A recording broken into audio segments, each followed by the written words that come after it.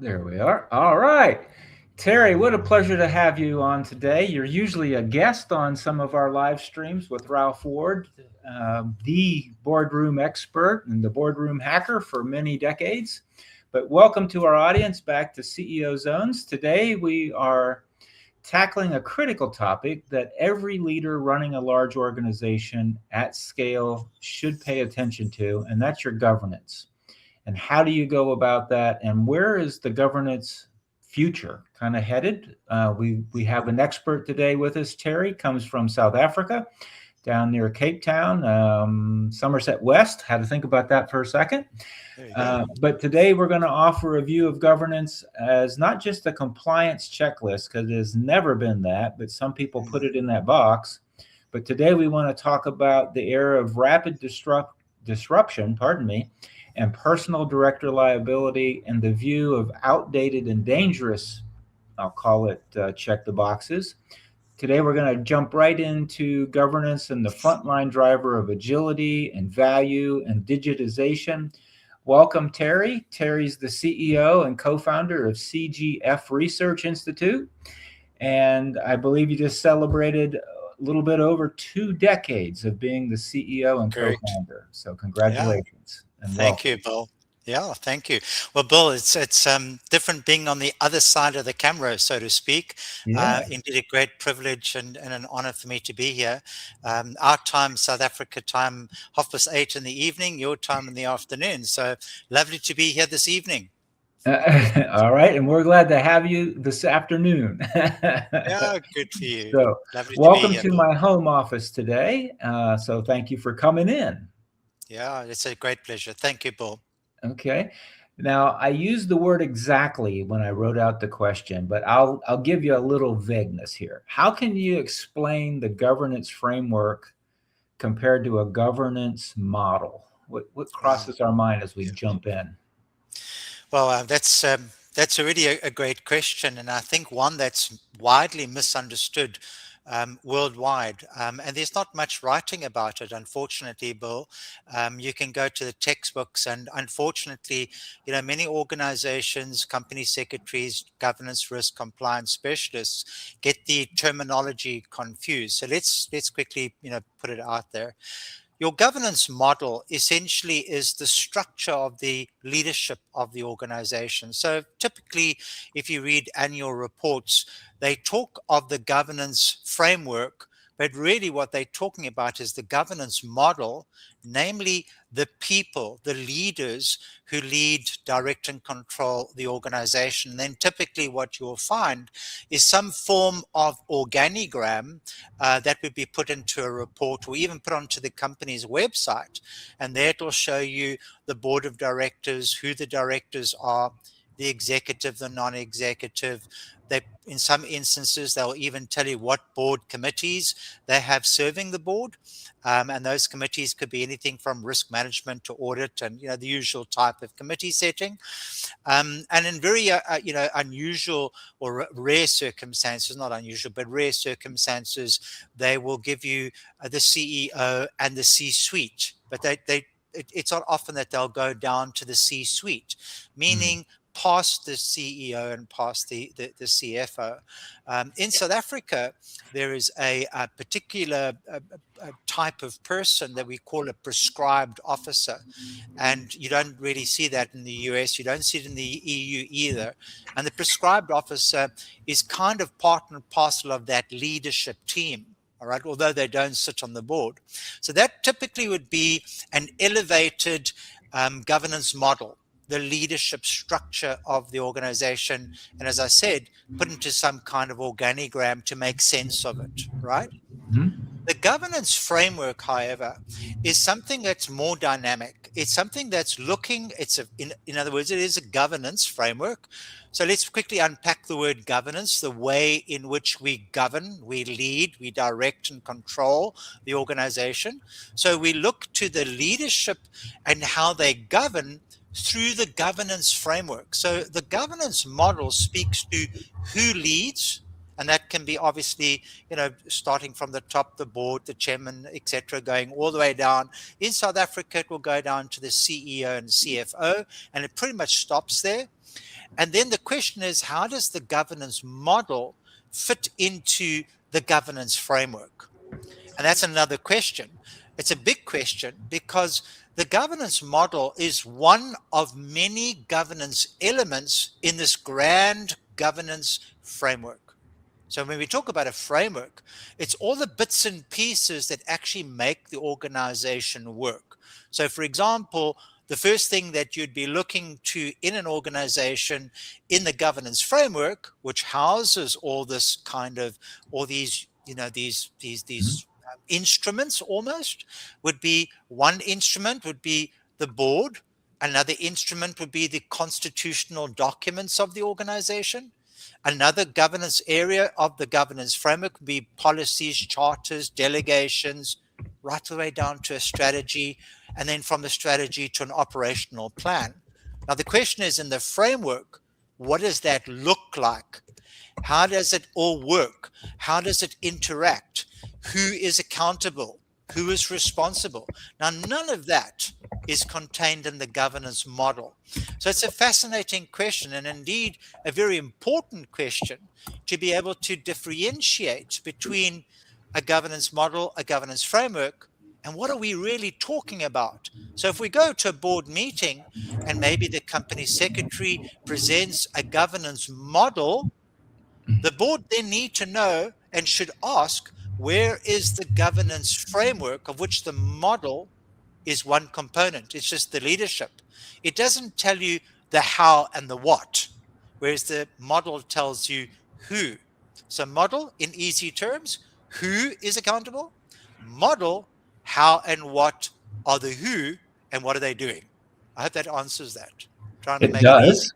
Uh, so, so now that you've done that, I guess my second question kind of focuses around where do the failures when you start to digitize expose themselves? Because now you've got models, frameworks, actions, expectations. Where does it typically start to fail? Wow. Well, Bill, as you said at the start of this webinar, I've been in this space for 22 years. In fact, I was shocked when I started getting some congratulatory notes earlier this week. In 22 years, I still go to boards of directors and I will ask maybe for a charter or I'll ask for a policy. And they will scramble and they'll say, well, what do we need that for? And I'll say, well, the policies, not just one, but many policies, have bearing on the strategy. And if I can't have immediate access as a board member to understand the policy and the narrative within the policy, how do I know what kind of strategy we should be planning? How do I know that we are all within, the boundaries of the way in which we are expected to govern the organization? And that kind of way in which we govern an organization is typically, in most organization, manual. And as soon as something is manual, you battle to do even an easy exercise such as show me the policy, show me the delegation of authority. Or I might be a new director and I've been inducted. And once I've been inducted, I now want to go and get more documentation so I can familiarize myself with the organization so that I don't sit, for the first, 3, 4, 5, 6 meetings, not knowing how to participate because I don't actually know, if you will, the construct of the organization, which is not just the strategy. So when one is strategizing in an organization, as soon as things are manual, you really battle to understand where the information is, how to get hold of the information, who to go to for the information. And as a non-executive director, you've got to be ever so careful, to overstep your mark, overstep your kind of your line of authority. You have to know the lines, your lane, as they call it. And when you are preparing, maybe for a board meeting, you've received the board pack, but the question is, there's no relevance to that board pack. The content that goes alongside, usually with a board pack, is brief. And even if it wasn't brief, even if they overloaded you with information, it's only information relevant to those particular talking points. But unfortunately, it's still manual. And I don't know if you've ever experienced it, Bill, where you go to a board meeting, typically a board meeting, you see directors arriving with caseloads of documents in preparation for a discussion, a 10-minute discussion. But yet they've got wads and wads of paper. Now, the other problem with a manualized way of governing an organization is that agendas can be easily manipulated. And what I mean by this is maybe the CEO has not been too forthcoming with information in preparation of any meeting, be it a board meeting or even be it a senior management meeting. And as you know, a CEO can manipulate who knows what, who does or who says what, or who prepares what. So again, with non-digitization, any documentation that I might require as a board member could have been manipulated, and that sounds a bit terrible when I put it that way, but it could have been manipulated to serve the purpose of maybe the CEO or the C-suite, and certainly not making it as transparent as one would have expected for the board to be able to make a proper decision in the right timing with the right information. And I guess that kind of comes to a point I've spoken to you about in the past. The difference between truthfulness, and honesty. Truthfulness is a component of honesty. So the CEO and the people in the organization may have been truthful with certain of the manual processes or certain of the manual information, but they may not have been entirely forthcoming, entirely honest. Because if something is left out, sometimes that's not intentional, by the way, it might just be a legitimate oversight on behalf of management. When something is left out because it's not being digitally captured, digitally recorded, and being alerted for the board and for management, that one piece of information could have actually led to a completely different outcome, a very different decision taken by the board. So these are just some of the areas that we need to look at, that if you're using manualized governance and you're not digitizing your workflow, your processes, and there are multiple of those, you're certainly headed for trouble. In a lead up to this particular webinar earlier on today, I wrote something like this, that if a board has not got digitized automated processes, they're kind of sitting in the dark. And they don't know whether or not the information that they're receiving from one meeting to another is actually the right information. One final point perhaps on this, Bill, is the whole issue of, when you've got manual governance versus digitized governance, okay, or automated governance. It's one of the same thing, I guess, is when you've got turnaround taking place. Let's say, for example, you could have so many different types of situations, but let's say, for example, a CEO has been somewhat errant and they want to leave and they believe their time is over and they're trying to make a quick escape. Mm-hmm. The question is, how does the board truly know what the CEO has done with the management structures over the last 2, 3, 4, 5 years? It's a very long time in terms of information and certainly in terms of governing.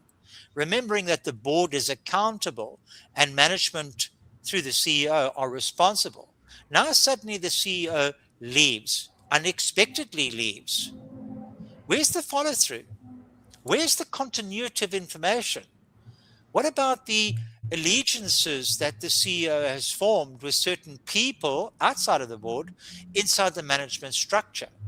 How does the board actually know that the CEO or the C-suite or even the compliance officer, the company secretary, were doing their job in accordance to what the law requires of you? So that's the primary area that we look to. But then the internal law, the laws of the company, how do you actually know? You're going on blind trust. And so when you've got rotation in the C-suite, but even rotation in the board, maybe you've had a board member that we've all looked up to for the last 10, 12 years. And suddenly now it's time for that board member to leave, to be turned over to be rotated or retired. Now suddenly it's my turn, and I may be one of the junior directors. How do I understand where's the traction?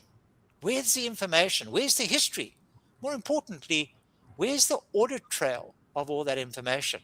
As soon as it's manual, there's no way of being able to track that. When it's digitized, it's recorded. Bill, it's a bit of a long answer, but it's an important question that you've raised. Because unfortunately, so many of us, particularly as directors, and I'll give you a quick anecdotal, story there, but so many of us have blind trust, especially the chairperson. And remembering that the chairperson has got this very unusual relationship between the CEO and the company secretary, the keeper of secrets. And the question is who does the chairman trust? And it's manual. You can't entirely trust it. When it's manual, it can be hijacked, it can be manipulated, it can be lost. And when the auditors or the external auditors or even the regulators come and do an inquiry on your organization, 3-4 years later, they kind of let you run like a fish on a fish line. So if you're one of these big marlin or kingfish, you can't just bring it in at once. The regulator lets you run and slowly reels you in and lets you run and then slowly reels you in. And 2-3 years later, the regulator comes and does an audit on your entire organization and the way in which the organization is being governed. And that's when it's tickets. Okay. So I'm thinking about CEO zones now for a second, and I'm thinking that we're high-tech precision, we're high-touch humanity, uncompromised legacy, and that leads me to we've beaten up all of the manual process around governance. And if you could just take your head and lean just a little to your left, I'd like to talk about, okay, we talked about all the problems. Now, how do we get to solving that with something like Prifectus? Yeah. So we could see your whole, yeah. Yeah, thanks, Bill, and thanks also for the platform to be able to talk about the product, and maybe later if people are interested to physically see the product in action.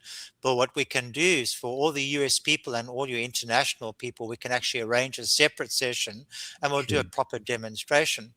But the nuts and bolts, Bill, probably goes back to this anecdotal, story I was going to quickly share. And I've sat on a number of boards, my partners as well, on listed organizations, profit, non-profit, government as well. And the first thing that, that you sit there and you think to yourself, well, I've got the board pack. It's a new board, even if it's an old board, and maybe I've been on the board for a long time. The question is when I ask for information, it's it unsettles, it unnerves the board. And so it's really important that as we've moved into digitization on a global basis, all of us, not just the product, but businesses, world-class businesses understand the necessity to automate business. So once you've automated, and this is exactly what we did through Prifectus, we said, well, there's a whole lot of constitutional documents that I've never seen as a board member, even through induction or orientation. I've never seen it. And I didn't even have the wherewithal at the time to ask, where's the MOI, the Memorandum of Incorporation, or you'd call it the Articles of Association in the US? Right. Where are our key policies? Where are our delegations of authority? Where are our charters and the charters for the different committees? Where are they? And suddenly there's a scramble. Now that's so simple. That's the simple starting point. So in Prifectus, the way we started this 22 years ago, we said, first bring all we called them the constitutional documents of the organization. Bring all of those constitutional documents together so that we all have common sight over those documents, especially when those documents change or when they're amended. Because when those documents change or are amended, they obviously have significant bearing on codes, on policies, and on strategy. Now, you've heard that adage, culture eats strategy. Even culture needs to be put into the governing framework and into Prifectus to say, what is the culture of this organization? Board culture, risk culture, people culture. Strategy culture. So when you've looked at all your documentation, and then you've sat down as a board and even as the executive management to say, we now need to revise our strategy. The question is the strategy aligned with the constitutional documents? I haven't even spoken about the law yet, just the constitutional documents. So you can understand, Bill, that if your articles or memorandum of association tells you very specifically what you can and what you can't do, but if you don't have first-hand knowledge or insight of that one document, and there are hundreds of those documents in most organizations, how can you even begin to discuss strategy and not understand if the strategy is legal or illegal, vires ultra vires, if you haven't got a correlation to the documentation that the organization itself has written? Now, that's exacerbated when you don't have an understanding of the law. So in practice, we brought together electronically all the different constitutional documents, all the principal laws that you'd be bound by, and then the strategy, and linked it to all the operations. So that first-hand management, key management, governance, risk, compliance, internal audit, company secretary, all the key management and the board have a singular view and a singular understanding in real time of all those interconnections and whether or not we're conforming to them. That's essentially what Prefactus is doing. Okay. All right.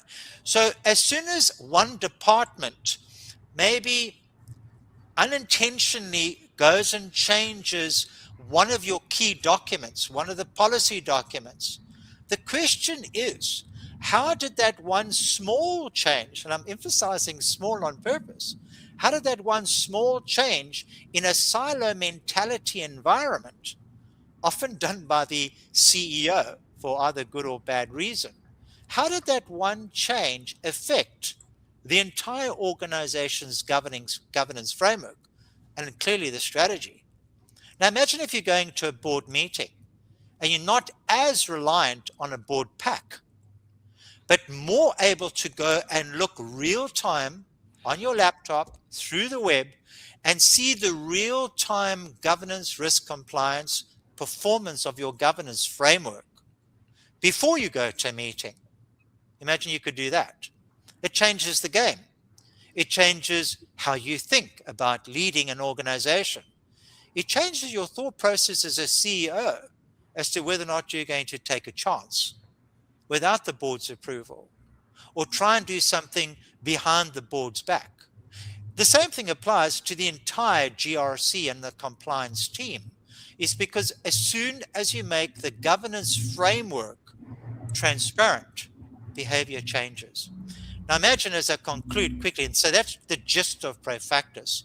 Imagine now going in for an audit, or even you've got investors coming to look at you. Let's start with investors. Let's make this a bit more upbeat. You are about to buy a company. You're about to join a board. So that's the positive side. If you're about to join a board as a non-executive director, after a webinar like this, the first question that would pop up in my mind is, I would say to the chairman of the board, well, I'm delighted, I'm honored that you see me as a good board member. But before we even start the discussion, does your organization, Mr. Chairperson, Ms. Chairperson, does your organization have a digitized governance framework? It helps me to understand the culture of the organization in terms of its governance, risk, and compliance, but also helps me to understand how you're leading the organization as a chairperson. Yeah? Yeah. So that is what changes the rules. Now, just quickly, because I don't think I don't know if we'll have time, but when you look at international standards and the way in which it's moved, OECD principles, ISO 37000, 37000 is the governance framework worldwide, and this discussion is a bit ahead of that documentation. ISO 37004 talks to the maturity of your governance framework. So in my dealings with the United States and with the EU, a lot of your organizations in the US and the EU are behind in the thinking. A lot of it's still manual.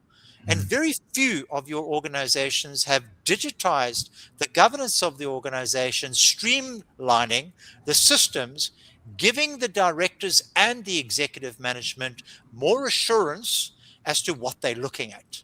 Think of it this way as I conclude the answer to the question. If you've got a heart palpitation, your chest is sore, would you like me just to listen with my ear to your chest? Or would you like me to take a stethoscope and put it to your chest? Or would you like me to do a scan?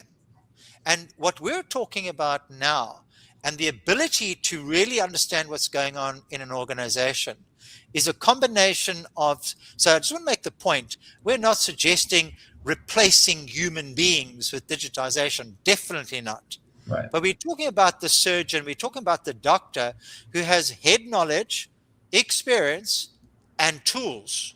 And together, they're able to go and listen to the heartbeat of the organization and hear if there's a murmur, and hear if there's a, and not just hear, but see, not just hear, but see. Right. And then to understand if, preventative action can be taken well before there's some kind of calamity of governance in the organization. Again, it's a bit of a lengthy answer, Bill, but these are tough questions that well, not tough, but they're good questions. They're really good questions.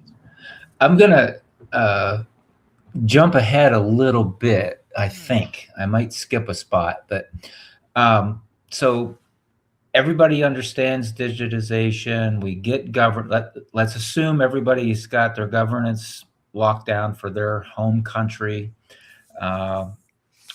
or the world, depending on most American companies that are larger, like our kind of members, would be global anyway. But how do you know that the behaviors are changing just because you read it? It'd be kind of like everybody has an opinion of AI right now. Well, AI is so good to some people that authors sued the big AI companies and said, you can't use AI to write books. That's good. That's good. We want heart and mind and soul into our books that we're reading, not just a flat digitization, if you will. So how does that get back to the behaviors? How do you know that the behavior is there where they have things faster, quicker, accurate, Good question.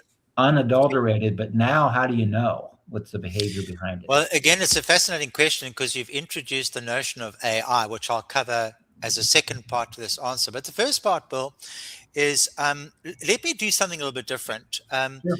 A whistleblower. A whistleblower is usually one person on their own who has the need to expose what they believe is some kind of wrongdoing. It's one person acting hopefully correctly to protect the organization. But I want to emphasize one person. With digitization, now suddenly everything is transparent and everyone, not everyone, governance, risk, compliance, company secretary, senior management, C-suite, not the board. Board are only viewing, all right? But the entire executive management team, risk as well, are physically working in a digitized digital environment. So the fact that it is recorded, it is audited, it just means that the hurdles have increased, if I can put it that way. Mm-hmm. But because all the main players of governance, risk, compliance, audit, all the main players are working in the same system with different pieces of information, and the information is correlating itself from one department to another department, sometimes completely unrelated. So, for example, the work taking place in the strategic department is being tested against the marketing department. How bizarre is that? Well, it's not bizarre, because if the strategy is saying one thing, you've got to make sure that your marketing message is aligned. And similarly would be the case with compliance, is how far can you go? How far can you stretch? So with digitization, everybody not like the one lone whistleblower. Everybody is working in the system, and the information is being put into one singular area, one singular platform, the entire governance framework. And essentially, what that's doing is it's doing cross checks and balances that if inadvertently I have done something that is against a particular law, rule, regulation, legislation, or even strategy, it's going to alert me. The system's going to alert me. But it's also going to alert the relevant department, not all departments, but the relevant department to which my action had a direct bearing on your action in your department. And the CEO can see all of that. The board, depending on whether or not you open this viewing to the entire framework to the board, but if you open the entire Prefactor system to the entire board, the board can see all the high-level governance activities. So it does. It significantly changes behavior. It changes appetite and tolerance of risk. It changes, well, let me be a little bit controversial. You know, when we talk about governance, most people, their eyes roll over. They say, oh no, there Terry Boyson goes again. But think of it positively. Think about it that if I knew that there were 10 rules to a particular law, and I was always scared of it because I didn't really know if I was compliant with it because we were all manual. So I'm Right. using a very simple example. If I now know significantly what those 10 areas or provisions of law are, my fear can now be turned into confidence, particularly if I know that I'm skating very, very close to the edge of the lake, the iced up lake. And at the edge, we all know that well, rather the middle, it's not the edge, it's the middle of the lake. The middle of the lake, it's kind of dangerous. So now I can intentionally steer away from the middle of the lake and, skate more on the thinner surfaces where it's nice and, iced and frozen up. So the negativity and the reaction part of compliance of governance changes as soon as I know that I'm heading for trouble, because the system shows that to me across person to person, department to department, function to function. So now I can pick up the phone as a CEO because I've got real-time access to the system, and I can say to a departmental head, I don't know what you did last night or early this morning, but I noticed there's a significant change, and it's either a good change or a bad change. It's made your department look good, but it's had a negative bearing on the following 3 departments. Can we sit down and discuss what happened? All right. It And just that kind of changes behavior. Yeah, it just crossed my mind, Terry, that we have a large audience of CEOs and professional directors. As you're talking, they may be wondering, well, gee, CEO Zone's members are 1 billion and larger, but your client base, where do you see the Mid-tier. product being most Yeah. compliant, most useful? There's an ROI to the product. Yeah, absolutely. So in South African terms, and I'll put it back into US terms now. In South African terms, we would typically call it a mid-tier company. And the mid-tier company would be anything from around about 75 million rand, which is nowhere near your dollars. Although I see our rand has improved a little bit the last couple of days, and so is the gold. But that's another discussion for another time, Bill. But mid-tier companies and above would use Prefactors. Definitely large, not mid-tier nonprofits, but large nonprofit organizations. Definitely all forms of state institution or state organizations, all sizes. Educational facilities, definitely we've got a couple of what we call TVET colleges and services SETAs, state environmental training academies. We've also got universities using it. University governance is quite complex, and Prefactors, simplifies that quite nicely for universities.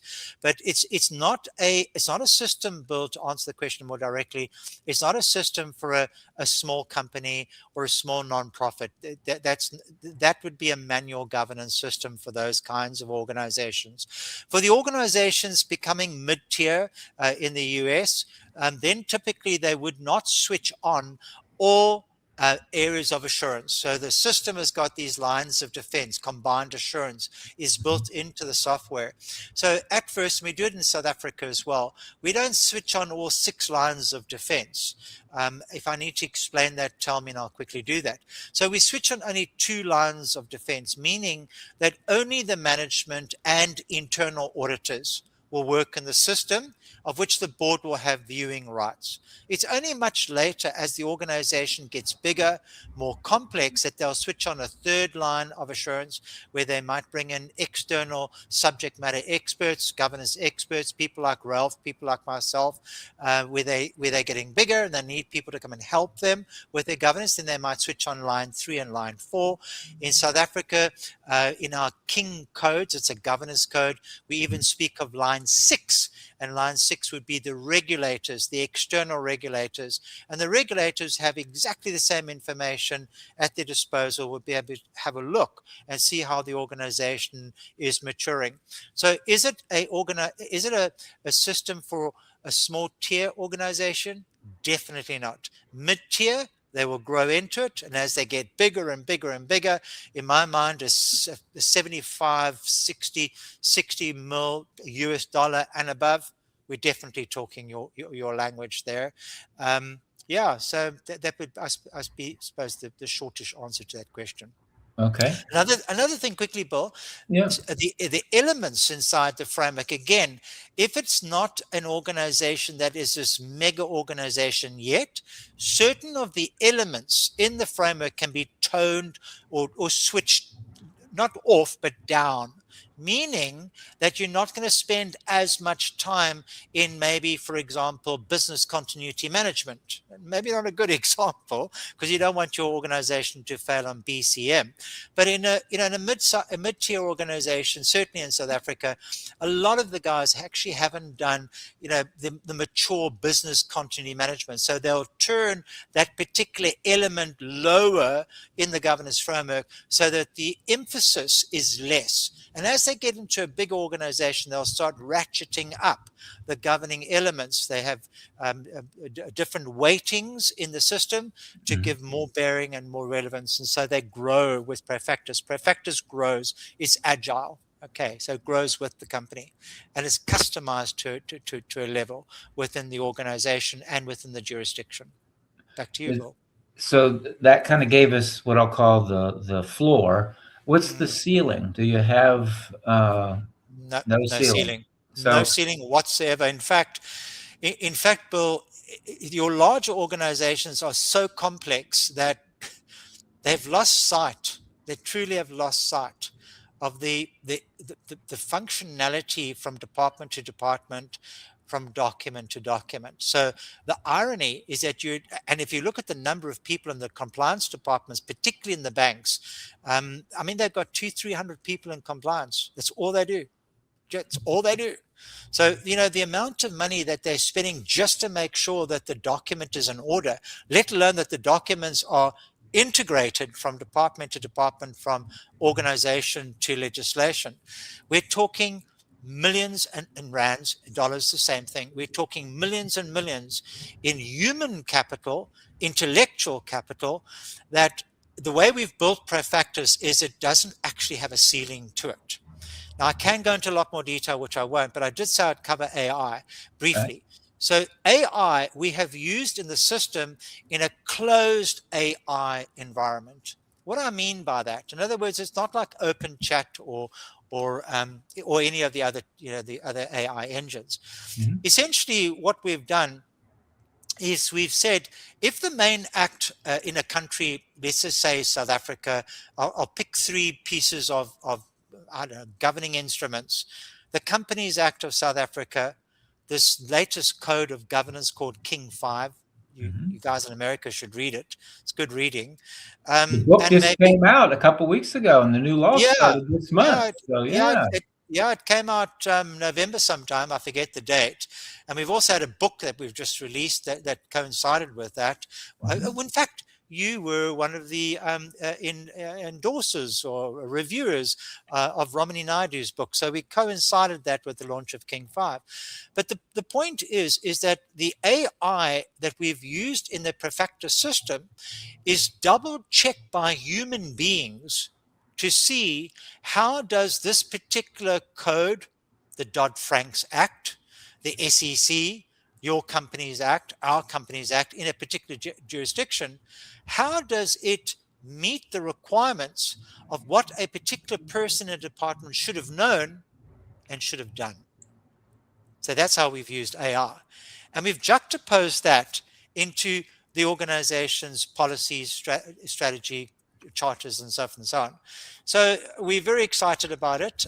We're still doing well, not live, but testing, closed testing, and that will be released in the next number of weeks, I hope, all going well. So that's AI.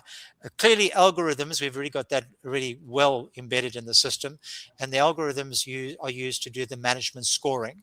So we can manage and measure everything day by day, department by department in the system by way of the algorithms. So you manage and you measure. If you can't measure, you can't manage. Okay. Be careful what you're measuring then. You might manage the wrong thing, right? Absolutely So, correct. so we try to keep these around 45 minutes. So we got 3, 4, 5 minutes left, but this might be a whole separate webinar. But let's start to tip into the iceberg here. CEO zones, being CEOs of $1 billion and larger, are all going to fall into your platform and have some type of need. So I want to give them some value, some think ahead. What do you see, thinking about a CEO zones member, what do you see that CEO or professional board of directors is going to need to do for their own governance model come 2030? Let's look ahead, right? Wow. How do they look at the future? How do they understand what's going on around the world? How do we get this ESG that's very hot in Switzerland is not so hot in Wisconsin, right? So yeah. Well, so, I mean, I've been, as I said, 22 years on this, and each day I learn something new. The first thing is, it doesn't matter which document I am reading, local, international, so long as it's got something to do with governance, every single one of those documents are talking about 2030, 2065, which is all these kind of projected periods of time to making sure that we live in a better world. We've got a more sustainable, life ahead, future, that hopefully we won't need to go with Elon Musk and live on Mars. But the fact of the matter is, they're all talking about sustainability, integrated sustainability, integrated thinking. I'm going to be a bit controversial, and Bill, you know me. The discussion of ESG and the discussion of DEI, I think, has lost its gravitas. I won't say it's lost its traction, because those who are not ahead of this thinking, the 2030, which is tomorrow, actually, 2030 is just around the corner, but 2065, why 2065? Because there's another big agenda in Africa called 2065. And it's kind of already put 2030, the SDGs, the Sustainable Development Goals, really in the shadows. And we already know, like we knew on the MDGs, 2013, 2015, we weren't going to make them. And so that's a political discussion too.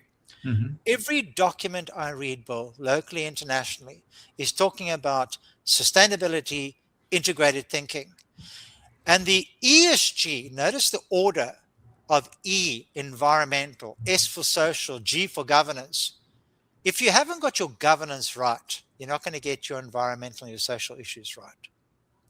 And if I juxtapose that into an organization, if the organization's governance framework itself is not robust, is not agile, is not quick to change, your competitors who are already into the thinking and or into these solutions are no longer operating on a reactive basis, but they're operating on a proactive basis.